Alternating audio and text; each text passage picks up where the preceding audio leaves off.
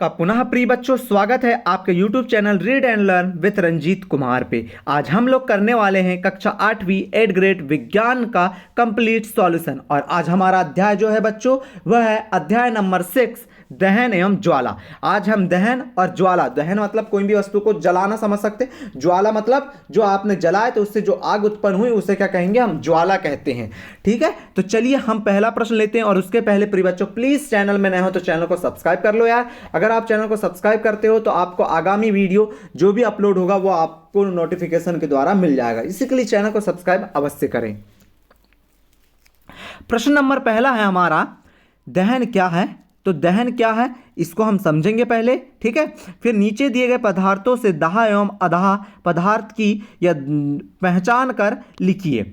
लकड़ी, कागज, लोहे की कील, पत्थर का टुकड़ा, मिट्टी का तेल, कांच, काष्ठ, कोयला। मतलब किनमें से कौन जल जाता है और कौन नहीं जलता। दाह मतलब जल जाता, आधा मतलब जो नहीं जलते, उनके नाम हमें अलग अलग करके लिखना है। तो यहां पर देखेंगे बच्चों, रासायनिक प्रक्रम जिसमें पदार्थ ऑक्सीजन से अभिक्रिया कर उष्मा देता है उसे दहन कहते हैं। मतलब कोई भी रासायनिक प्रक्रम है जो ऑक्सीजन की उपस्थिति में ही होगा, क्योंकि ऑक्सीजन ही क्या करती है, किसी भी वस्तु को जलाने में मदद करती है। जैसे ऑक्सीजन से अभिक्रिया कर उष्मा देता है उसे दहन कहते हैं। जैसे दाह पदार्थ कौन कौन से हैं, तो लकड़ी है, कागज है, मिट्टी का तेल है, काष्ठ है और कोयला है। लेकिन आदाह पदार्थ कौन कौन से हैं, आदाह पदार्थ ऐसे हैं जो लोहे की कील है और पत्थर का टुकड़ा। इन्हें आप नहीं जला सकते। पत्थर के टुकड़े को आप गर्म बहुत कर सकते हैं और लोहे को आप गला सकते हैं।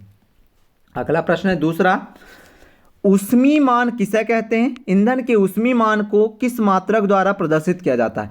तो किसी ईंधन के 1 किलोग्राम के पूर्ण दहन से प्राप्त ऊष्मा की मात्रा ऊष्मीय मान कहलाती है, या उसे ऊष्मीय मान कहते हैं। और ईंधन के ऊष्मीय मान को किलो जूल प्रति किलोग्राम, या इस रूप में भी लिख सकते हो आप किलो जूल, ये प्रति का चिन्ह, और केजी मात्रक द्वारा प्रदर्शित किया जाता है। तो देखा बच्चों, हमने दूसरा भी कर लिया। अब तीसरा प्रश्न पे चलें। तीसरा प्रश्न क्या है, ईंधन क्या है, अच्छे ईंधन की क्या विशेषता है।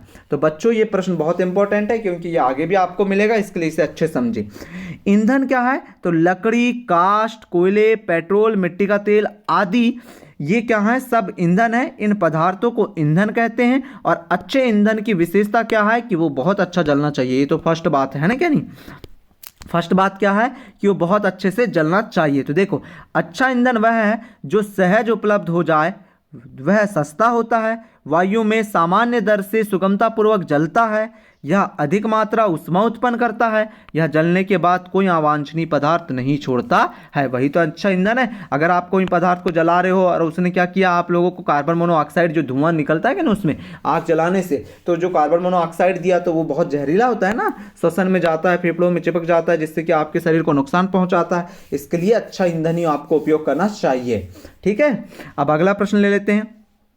विद्युत उपकरण एवं पेट्रोल जैसे ज्वलनशील पदार्थों में लगी आग में कार्बन डाइऑक्साइड सबसे अच्छा अग्निशामक है, स्पष्ट कीजिए। बहुत अच्छा, आपने स्कूल में देखा होगा, आपके यहाँ पर एक लाल सिलेंडर टाइप का स्कूलों में टंगा रहता है, जिसे अग्निशामक कहते हैं आप लोग। उसमें क्या कौन सी गैस भरी रहती है, उसमें CO2 गैस भरी रहती है। क्या करती है वो, ऑक्सीजन की मात्रा कम करती है, अर्थात तो जलने से पदार्थों को रोकती है या वस्तुओं को रोकती है। तो चलो देखते हैं उत्तर में। जब विद्युत उपकरणों में आग लगी हो तो जल विद्युत का चालन कर सकता है। तेल और पेट्रोल में लगी आग बुझाने हेतु भी जल का उपयोग उचित नहीं होता। जल तेल से भारी होता है, अतः यह तेल के नीचे चला जाता है और तेल ऊपर जलता रहता है। विद्युत उपकरण और पेट्रोल जैसे ज्वलनशील पदार्थों में लगी आग के लिए कार्बन डाइऑक्साइड सबसे अच्छा अग्निशामक है। इसके लिए तो पानी का उपयोग नहीं करते, और वो अग्निशामक का उपयोग घरों में भी और कहीं कहीं कार्यालयों में, सरकारी कार्यालयों में सब जगह रखा जाता है। अगला प्रश्न है पांचवा, ईंधन के रूप में लकड़ी का उपयोग करना हानिकारक क्यों होता है, कारण लिखिए। तो ईंधन के रूप में लकड़ी का उपयोग करना हानिकारक है क्योंकि लकड़ी को जलाने में बड़ी मात्रा में धुआं उत्पन्न होता है। अभी हमने थोड़ी देर पहले समझा था कि धुआं उत्पन्न होता है जो मनुष्य के लिए हानिकारक है और श्वसन कष्ट उत्पन्न करता है। साथ ही वृक्ष हमें बहुत सी उपयोगी वस्तुएं उपलब्ध कराते हैं जो ईंधन के रूप में लकड़ी का उपयोग करने पर हमें प्राप्त नहीं हो पाती। इसके अतिरिक्त वृक्षों की कटाई वन उन्मूलन का कारण बनती है जो पर्यावरण के लिए हानिकारक है। और आपको पता है जलाने से कौन सी गैस उत्पन्न होती है, धुआं जो निकलता है उससे CO कार्बन मोनोऑक्साइड, जो शरीर के लिए हानिकारक होती है। अगला प्रश्न है, छठवां प्रश्न है। छठवां प्रश्न क्या कह रहा है बच्चों, देखेंगे। तीव्र दहन, स्वतः दहन, विस्फोट से आप क्या समझते हैं? उदाहरण सहित स्पष्ट कीजिए। गैस तेज गति से जलने लगती है तथा ऊष्मा और प्रकाश उत्पन्न करती है, इस प्रकार दहन तीव्र दहन कहलाता है। जब भी आप तेज अगर आग लगी आपको, यानी कि बहुत तेज ज्वाला उत्पन्न हुई, तो समझ जाइए वहां तीव्र दहन हो रहा है। ठीक है, इस प्रकार दहन जिसमें पदार्थ बिना किसी प्रत्यक्ष कारण के अचानक लपटों के साथ जल उठता है, स्वतः दहन कहलाता है। मतलब पास में आग ही जल रही है या आग लगी हुई है और उसके बाजू में मिट्टी का तेल रखा है या कोई भी कुछ वस्तु रखी है और उसने अपने आप आग पकड़ लिया, तो उसे हम क्या कहते हैं? स्वतः दहन कहते हैं। अब आगे देखें, अब अंतिम है क्या है हमारा, ऊष्मा, प्रकाश और ध्वनि पैदा करने वाली गैस बड़ी मात्रा में निकलती है, इस प्रकार अभिक्रिया को विस्फोट कहते हैं। आपने देखा होगा कभी सिलेंडरों में आग लग जाती है तो अचानक जो होता है तो उससे विस्फोट हो जाता है। हाँ, उदाहरण देखिए, पटाखे पर दाब लगने से भी विस्फोट होता है। ठीक है बच्चों, आगे देखेंगे। अब अगला प्रश्न, सातवां प्रश्न है, ज्वलन ताप किसे कहते हैं? पहले प्रिय बच्चों, अगर चैनल में नए हो तो चैनल को सब्सक्राइब कर लो यार। सब्सक्राइब करोगे आप लोग तो बहुत अच्छा, आपको ही नोटिफिकेशन मिल जाएगा और आगामी वीडियो मिल जाएगा। प्लीज़ नोटिफिकेशन के लिए आप अपने और आगामी वीडियो के लिए चैनल को सब्सक्राइब कर लो और लाइक और शेयर भी किया करें यार। आप लोग देखते हैं पर लाइक और शेयर नहीं करते। प्लीज़ लाइक और शेयर करें। शेयर कहाँ कीजिए? आपके स्कूल ग्रुप में कीजिए, आपके गाँव के ग्रुप में कीजिए, सभी बच्चों को, दोस्तों को भेजिए कि आप इससे पढ़िए, इससे समझिए, आपको बहुत नॉलेज होगा। ठीक है बच्चों, ऐसा बताया करें आप। ज्वलन ताप किसे कहते हैं? क्या कारण है कि कागज का टुकड़ा सरलता से आग पकड़ लेता है जबकि लकड़ी का टुकड़ा सरलता से आग नहीं पकड़ता है? तो देखें, वह न्यूनतम ताप जिस पर कोई पदार्थ जलने लगता है उसे ज्वलन ताप कहते हैं। बहुत अच्छी बात है, मतलब कि बहुत ही कम ताप पे अगर कोई वस्तु जलने लगती है तो उसे ज्वलन ताप कहते हैं। आगे क्या है, कागज का ज्वलन ताप लकड़ी की अपेक्षा कम है, इसलिए वह जल्दी आग पकड़ लेता है जबकि लकड़ी का टुकड़ा सरलता से आग नहीं पकड़ता है। ठीक है, ताप के कारण। ठीक है बच्चों, आगे देखें। अब अगला है, आठवां प्रश्न है, मोटर वाहनों में ईंधन के रूप में डीजल एवं पेट्रोल की अपेक्षा CNG को अच्छा ईंधन माना गया है, क्यों? मोटर वाहनों में ईंधन के रूप में डीजल एवं पेट्रोल की अपेक्षा CNG को अच्छा ईंधन इसलिए माना जा गया है क्योंकि CNG सल्फर और नाइट्रोजन के ऑक्साइडों का उत्पादन अल्प मात्रा में करती है। कितनी अच्छी बात है क्या नहीं? नाइट्रोजन और ऑक्साइड को जब निकालेगी नहीं तो हानि तो होगी नहीं, इसके लिए वो अल्प मात्रा में निकालती है। इसके लिए वो क्या है? हमारे लिए बहुत उपयोगी है। ठीक है, आगे देखेंगे। और आगे क्या था? और आगे था यहाँ पर कि CNG एक अधिक स्वच्छ ईंधन भी है। ठीक है बच्चों, अब 9वां प्रश्न ले लेते हैं। 9वां प्रश्न क्या कह रहा है? 9वां प्रश्न कह रहा है बच्चों, दहन के लिए वायु आवश्यक होती है, इसे प्रदर्शित करने हेतु क्रियाकलाप का वर्णन कीजिए। बहुत अच्छा प्रश्न है, इसको भी हम समझते हैं अच्छे से। देखो,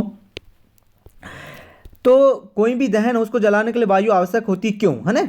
तो दहन के लिए वायु आवश्यक होती है, इसे प्रदर्शित करने हेतु हम कांच की चिमनी को मोमबत्ती के ऊपर, कांच की चिमनी को मोमबत्ती के ऊपर लकड़ी के 2 गुटकों की सहायता से इस प्रकार रखें कि वायु का चिमनी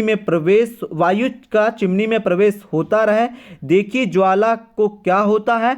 अब लकड़ी के गुटके हटाकर चिमनी को मेज पर टिका दीजिए, पुनः ज्वाला को देखिए, अंत में एक कांच की प्लेट चिमनी के ऊपर रखिए। अब इससे भी क्या होता है देखेंगे आप, है ना? ज्वाला को पुनः देखिए, तीनों स्थितियों में क्या होता है? क्या ज्वाला कंपन करती है, हुई बुझ जाती है? क्या यह कंपन करती है? क्या धुआं देती है? और क्या यह प्रभावित जलती रहती है? क्या आप दहन प्रक्रम में वायु की भूमिका के बारे में कुछ को निष्कर्ष निकाल सकते हैं? ये सब हमें क्रियाकलाप के रूप में बताओ कहा, इसके लिए हमने इसे यहाँ पर ऐसा बताया है। अब आपको अगर इसके उत्तर चाहिए तो आप कमेंट कीजिए, इसके सब के प्रश्नों के उत्तर मिल जाएंगे आपको। ठीक है, 10वां है, मोमबत्ती की ज्वाला का नामांकित चित्र बनाकर इसके विभिन्न क्षेत्रों को समझाइए। देखिए यहाँ पर हमने मोमबत्ती की ज्वाला का नामांकित चित्र बनाया है, इस प्रकार से आपको दिख रही होगी मोमबत्ती। और मोमबत्ती में हमने क्या किया है देखेंगे बच्चों, यहाँ पर मोमबत्ती में यहाँ पर सबसे गर्म भाग, कम गर्म, सबसे कम गर्म भाग, मतलब कि ऊपर की तरफ यहाँ पर जो नीली ज्वाला निकलती है वहाँ अधिक गर्म रहता है, और ये नीचे की तरफ यहाँ से निकल रही है कम, और बीच में थोड़ा कम, और यहाँ नीचे सबसे कम।